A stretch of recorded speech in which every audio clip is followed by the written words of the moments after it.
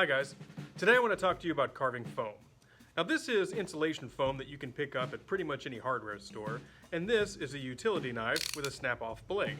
But I'm going to show you how to use something that I really like to carve foam with, and that is a hot knife.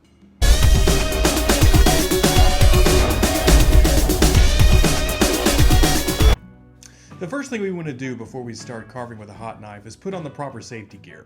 This is a respirator with really high quality filters and of course safety goggles. When we take a look at the hot knife, it comes in a case with everything we need. The first thing we're going to look at is the heating element.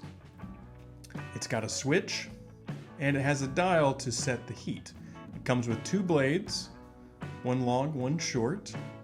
It comes with a brush for cleaning the blades when you're done carving, and an Allen wrench. So to insert the blade, we first want to loosen the screws that hold these plates in, and we slide our knife right in there like that and tighten down the set screws again. And that's pretty much it. That's all the assembly that's required. And now we're good to go.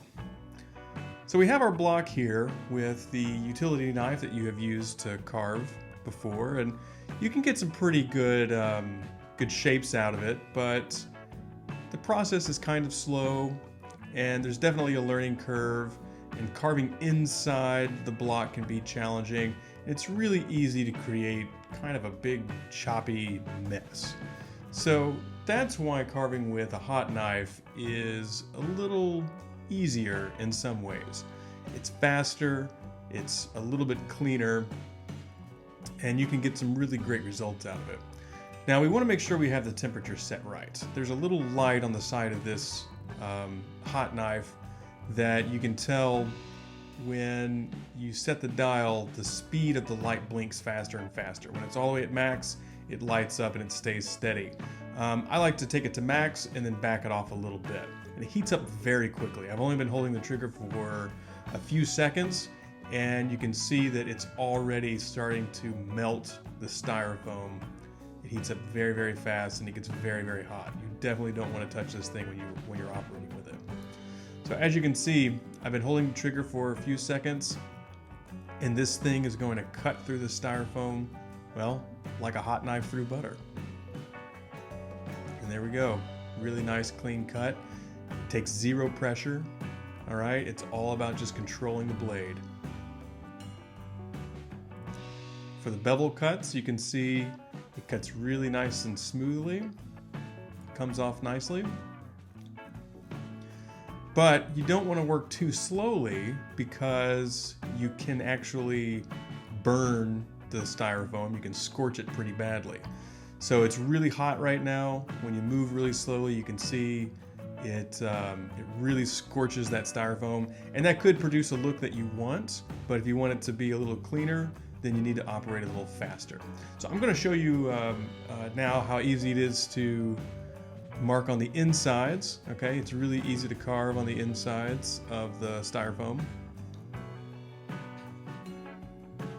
And now I'm going to show you in real time how fast we can carve a rock. Okay, this is not sped up at all.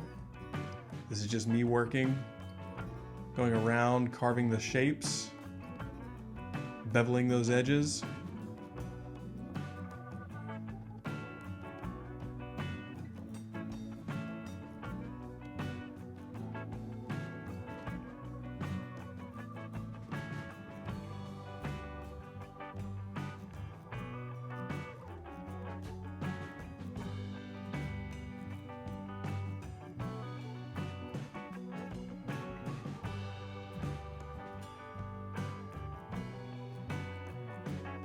As you can see, I'm getting some really nice textures.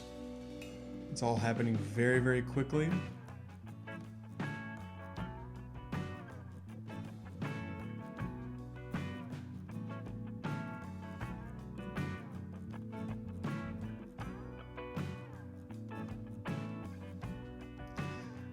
At this point, my hot knife is getting really hot. I either need to let go of the trigger and let it cool down a little bit, or I need to back the heat off. You can tell because the blade is starting to glow. If it gets too hot, it'll actually shut down for a little while and you can't operate it again until it's cooled off. But as you can see, very quickly I got some great texture on this rock, and that thing is ready to be sealed and painted.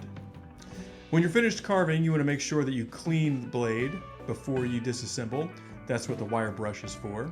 So once that's clean, then you are finished. So now let's take a look at a project that I did a while back where I used the hot knife quite extensively.